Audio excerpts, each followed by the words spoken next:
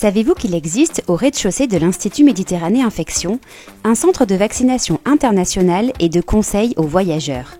Ce service, dirigé par le docteur Philippe Gautret, propose des consultations, des vaccinations et dispose également d'un centre anti-rabique. Découvrons tout de suite les détails de cette médecine des voyages et de quoi il s'agit exactement. Alors, la médecine des voyages, il y a deux grands volets, un très gros puis un petit. Le premier, c'est le volet préventif, donc il s'agit de recevoir les personnes qui vont faire un voyage, de manière à les préparer à ce voyage pour éviter les maladies associées au voyage. Donc ce sont principalement des voyages en zone tropicale, et les maladies qu'on essaye de prévenir, ce sont principalement des maladies infectieuses. Puis l'autre aspect de la médecine des voyages, c'est la prise en charge des malades qui reviennent avec une pathologie associée au voyage, prise en charge diagnostique et thérapeutique. Mais on va principalement parler aujourd'hui du volet préventif de la première partie. Alors justement, quelles sont les missions du service de la médecine des voyages? Alors, ça se caractérise essentiellement par des consultations. C'est un service ambulatoire. La plus grosse partie de notre activité, c'est de proposer des consultations de conseils aux voyageurs et de vaccination à des personnes ou des groupes de personnes souvent qui prévoient de faire un voyage international.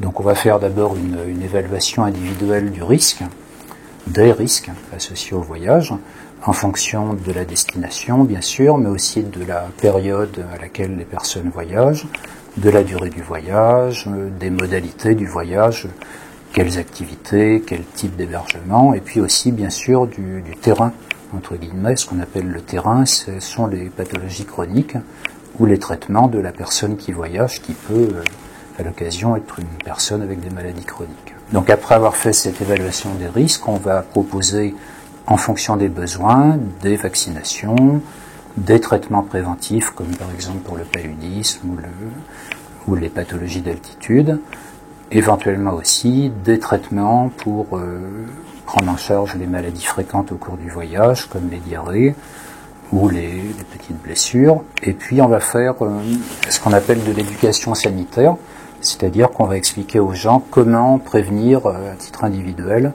les risques, donc les risques liés à l'alimentation, les risques liés au soleil, liés à l'environnement, liés aux maladies sexuellement transmissibles, etc. Alors à côté de cette activité principale de conseil aux voyageurs, on propose aussi des consultations de vaccination spécialisées pour les personnes immunodéprimées, qu'elles voyagent ou pas. On propose aussi des consultations de prise en charge du risque rabique, c'est-à-dire de l'exposition à des animaux qui peuvent transmettre la rage et qu'on va devoir vacciner si nécessaire. Et puis on participe aux campagnes de vaccination en cas d'épidémie. Dernièrement, par exemple, la Covid-19 et puis la variole du singe. À côté de ces activités de consultation, on a une mission, parce qu'on est dans un institut de recherche, donc on a une mission de recherche, et puis comme on est un hôpital universitaire, on a également une mission de formation des étudiants en santé. Et enfin, on a une activité de veille sanitaire qui consiste à observer les pathologies, les épidémies dans les pays où vont nos voyageurs. Et pourriez-vous nous dire pourquoi ce service est-il présent au sein de l'IHU et existe-t-il depuis longtemps? Alors, on a ce type de service au sein de l'IHU parce que la mission de l'IHU, c'est la lutte contre les maladies infectieuses et l'essentiel des pathologies des voyageurs, ce sont des maladies infectieuses. C'est pour cette raison que la plupart des centres de conseil aux voyageurs sont associés, adossés avec des services de maladies infectieuses en France. Ça existe depuis que l'IHU a été ouvert, depuis 2016 donc. Avant qu'on soit installé dans ces locaux de l'IHU, le centre de vaccination international était à l'hôpital Nord de la PHM. Et puis avant cela encore, il était à l'ancien hôpital Montfouet-de-Boigny. Il a été créé, je crois, dans les années 1990. Et quel est le type de profession que nous retrouvons au sein de ce service?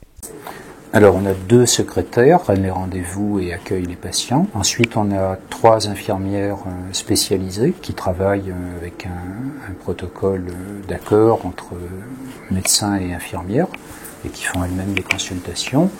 On a 3 médecins, dont un pédiatre, qui supervisent les infirmières et font aussi eux-mêmes des consultations quand elles sont plus spécialisées. Et puis, pour les campagnes de vaccination en cas d'épidémie, on travaille avec des professionnels de santé libéraux, des médecins ou des infirmiers et infirmières, qui viennent faire leur activité libérale au sein de l'IHU, qui prête ses locaux et qui prête également son secrétariat. L'activité, pour vous donner une idée, elle représente plus de 10 000 consultations par an pour l'année 2022 par exemple. Et en quoi la médecine des voyages peut-elle jouer un rôle dans la recherche ?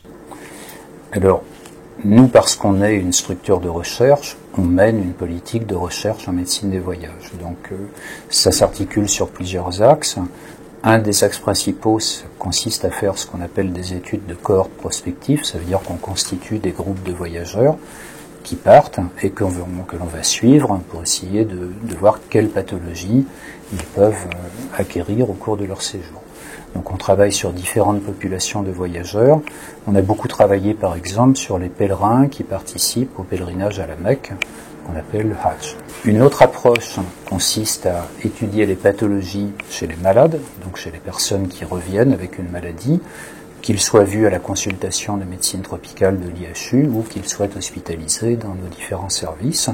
Et sur ces malades, on va décrire la typologie des pathologies, c'est-à-dire qu'on va décrire les symptômes, les lieux où ces symptômes ont été acquis, le portage de pathogènes, de microbes, les facteurs de risque éventuels qui ont conduit à contracter ces maladies, les mesures de prévention qui ont été suivies ou pas, ou mal suivies.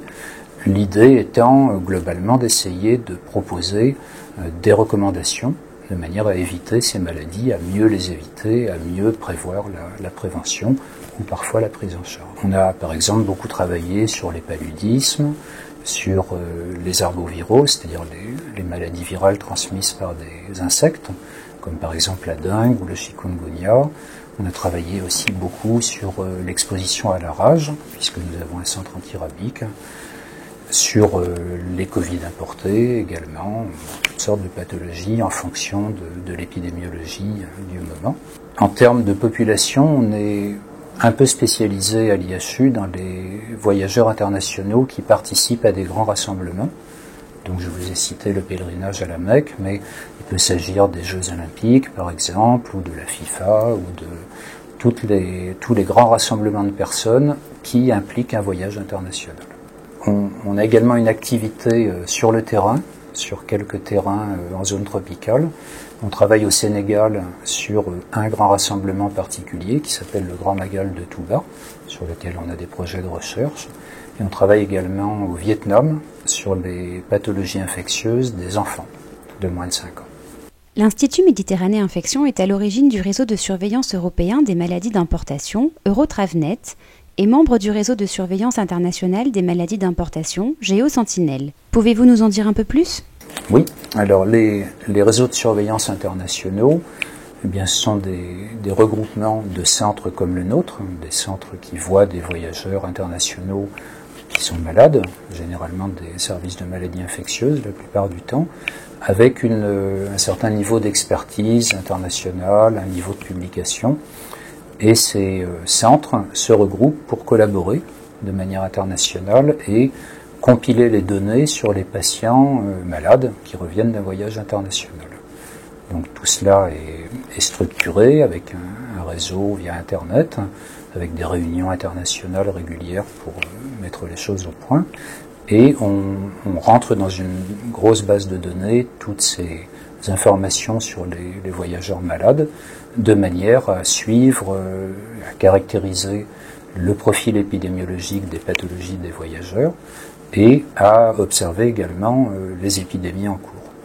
L'intérêt d'avoir un travail en réseau, c'est qu'on multiplie les postes d'observation et qu'on multiplie également les quantités de données, ce qui permet, à partir d'un grand nombre et d'un éventail assez large de points de vue, d'obtenir une image globale de ce qui arrive aux voyageurs internationaux qui contractent des infections.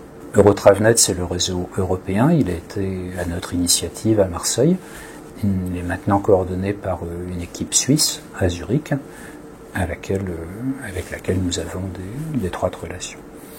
Le réseau Géosentinelle, c'est la même chose, mais c'est à l'échelon de la planète, avec des équipes non seulement en Europe, mais aussi aux États-Unis, au Canada, dans beaucoup de pays asiatiques, quelques pays d'Afrique, quelques pays du Moyen-Orient également.